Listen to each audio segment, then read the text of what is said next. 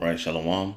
I want to start off by giving all praise, honor, and glory to Yahweh, by Hashem Yahweh Shai, by Hashem Akakwadash, double honors to the apostles and the elders of Great Millstone that taught me the truth and the sincere peace, blessings, and salutations to your Akim across the four corners of the earth that are pushing this knowledge and truth and this sincerity.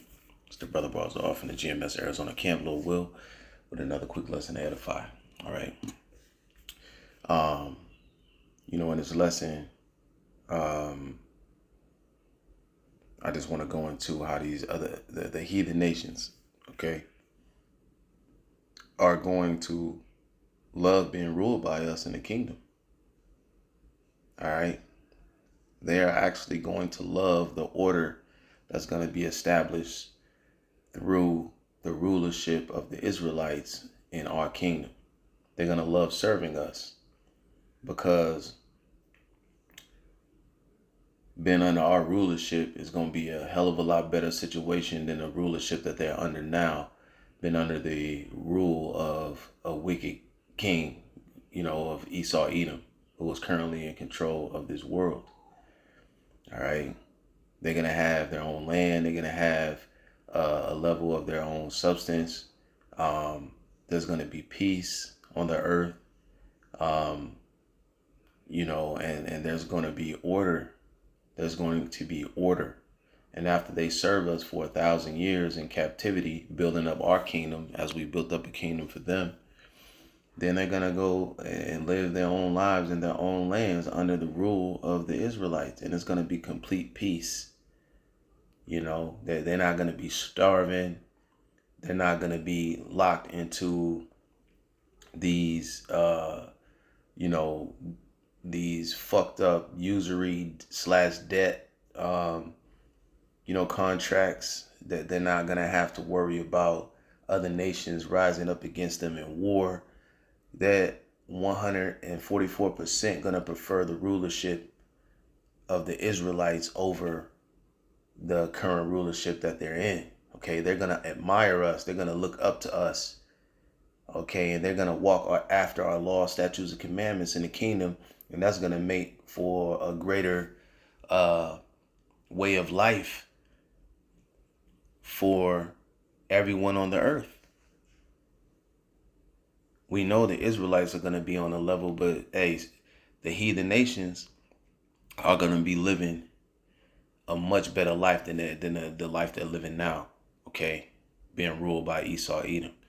All right, because I bring this out all the time. Proverbs 29:2. It says, when the righteous are in authority, the people rejoice. All right, so when the kingdom of heaven is established, is it not going to be established under righteousness? You go to the book of, I believe that's Peter's, maybe 2 Peter's, the 3rd chapter. It talks about we look for a new heaven and a new earth wherein dwelleth righteousness. And that's the new earth that's going to come by way of the kingdom of heaven. And it's going to be a righteous kingdom. And it's going to be an everlasting kingdom. So that means what? The people are going to be in a spirit of rejoicing. All right. That the earth has overcome the wicked one. Esau Edom, the so-called white man. So it says, when the righteous are in authority, which we're going to be in the kingdom of heaven under our Lord and Savior, Yahweh Shai, King David, okay, 144,000. It says the people rejoice. But when the wicked beareth rule, which we're under currently a wicked rulership, then the people mourn. All right. So the people are now in a state of mourning or distress. They're in debt. Okay. Heavily taxed. They're oppressed. They're sick. All right. And they're mentally confused by all of the things that's pushed into society. So the people are totally consumed in a state of mourning, living under the rulership of Esau Edom, the wicked. But that's going to change in our kingdom, and they're going to love it. All right. They're going to love it. This is Deuteronomy 4:7. It says, for what nation is there so great who have the Most High nigh unto them, as the Lord our power is in all things we call upon him for.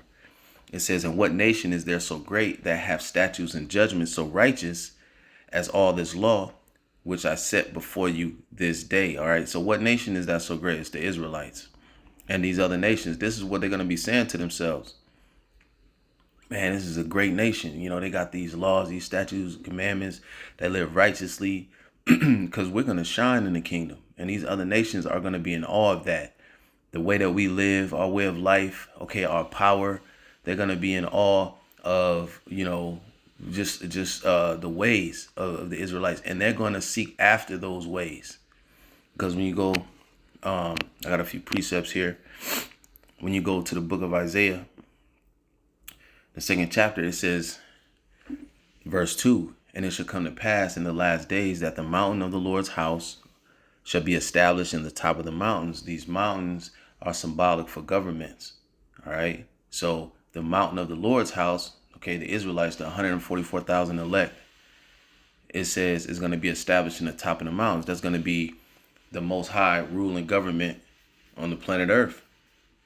It says, and shall be exalted above the hills, which are, you know, smaller, you know, nations, ruling governments. And it says, and all nations shall flow into it. All nations are going to follow after it. That ruling government body that's established at the top, all other nations are going to follow after it in its ways. Okay. Verse 3, it says, and many people shall go and say, come ye, and let us go to the mountain of the Lord's house.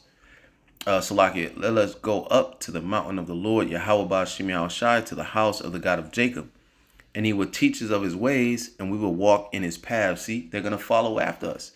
Why are they going to seek after that? Because they're going to see the way that we're going to live, that the way that we're living.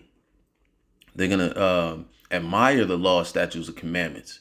They're going to admire our way of life. Okay, we're going to be the influence in the earth.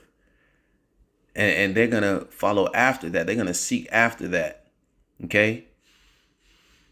We're going to be the celebrities, the stars.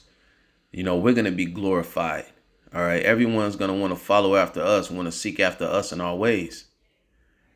You see, it says, for out of Zion shall go forth the law and the word of the Lord Yahweh Ba'Shem Yahushai from Jerusalem. And he shall judge among many nations and shall rebuke many people. And they shall beat their swords in the plowshares and their spears in the pruning hooks. All right, which the swords and the spears are what? Weapons of war.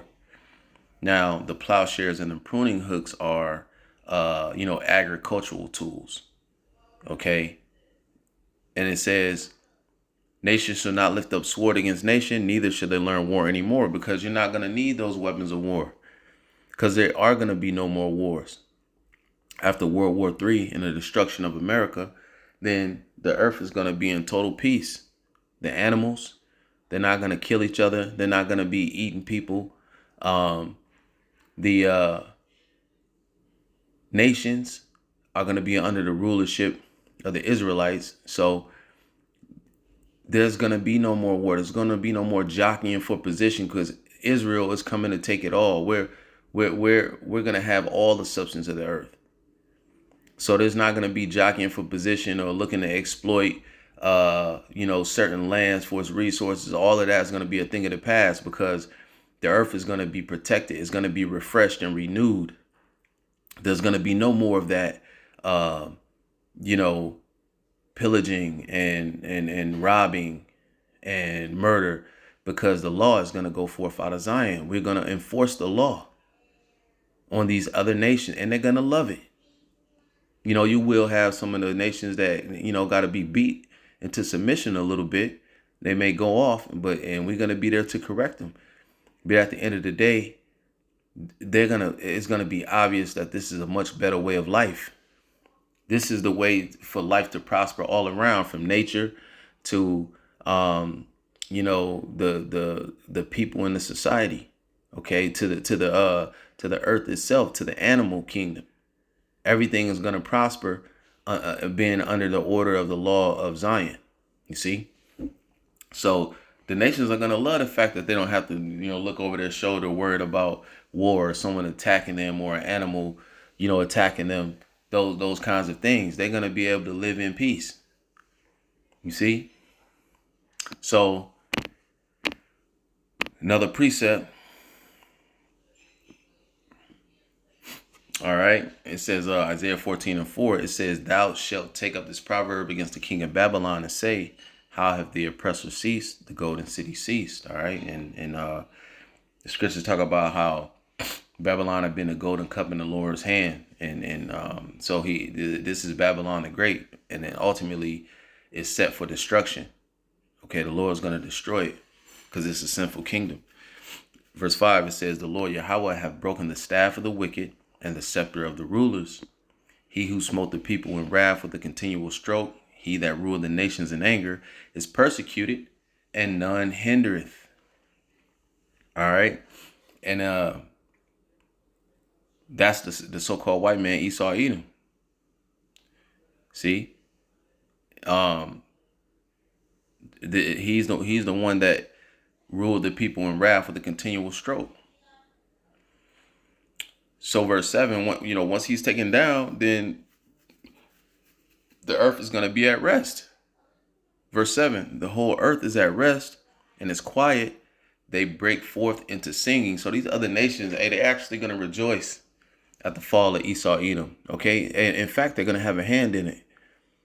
The scriptures talk about how the beast shall hate the whore, with the beast being, NATO and the EU. And they're allies with America. America is a part of NATO, the North Atlantic Treaty Organization, which is the military arm. All right. So they're actually going to shoot missiles against this place.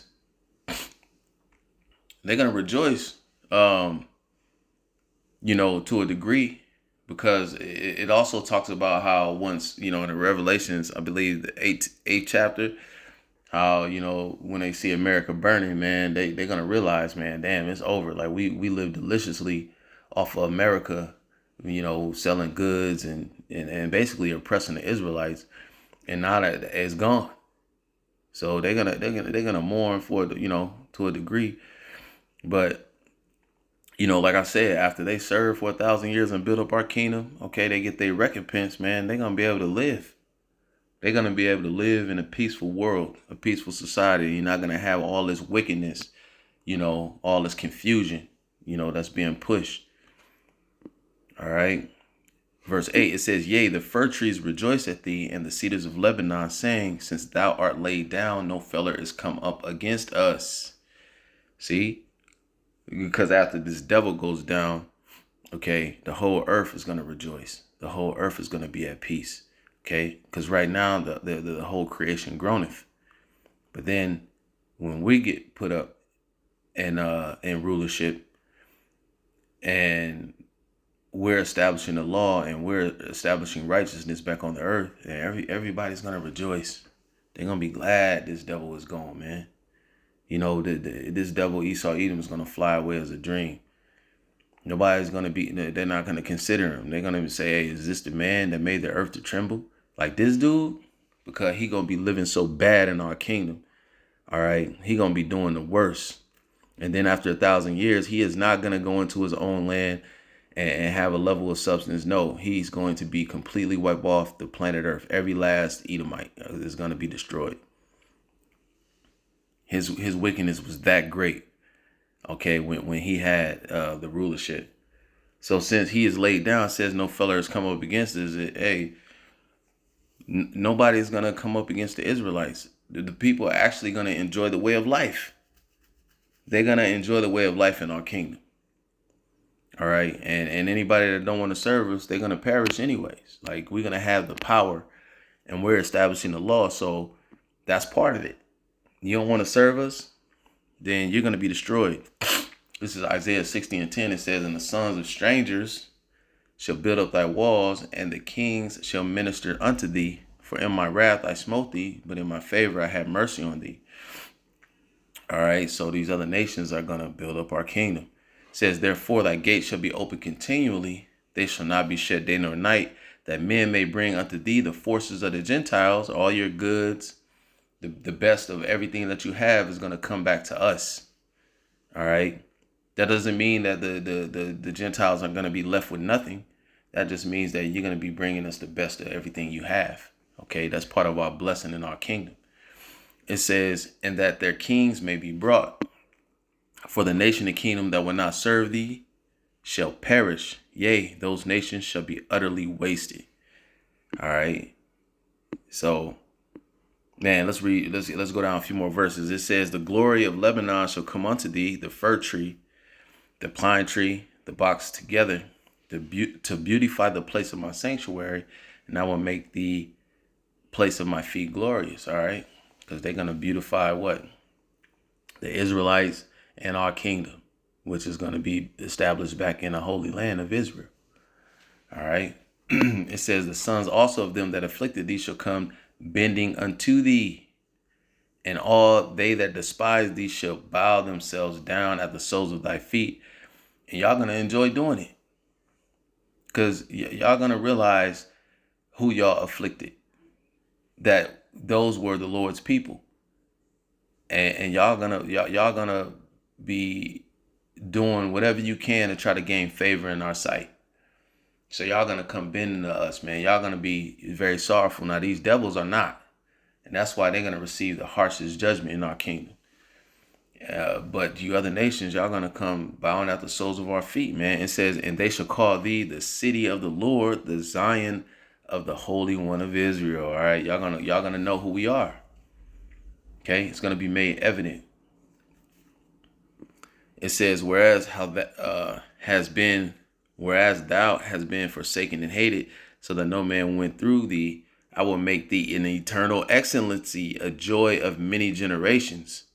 It says, thou shalt also suck the milk of the Gentiles, and shall suck the breast of kings, and thou shalt know that I am the Lord, that I, the Lord, am thy Savior and thy Redeemer, the mighty one of Jacob. All right. So the nations are going to know that. That's going to be established. All right. And they're going to rejoice. Okay. Ultimately, when the Israelites establish righteousness back on this planet Earth, when we're put back in the rulership position and they are made to serve us, they're going to love that life a hell of a lot more than the life that they're living now under the wicked rulership of Esau, Edom. Okay, so with that, Lord willing, this was edifying. I'm going to say shalom.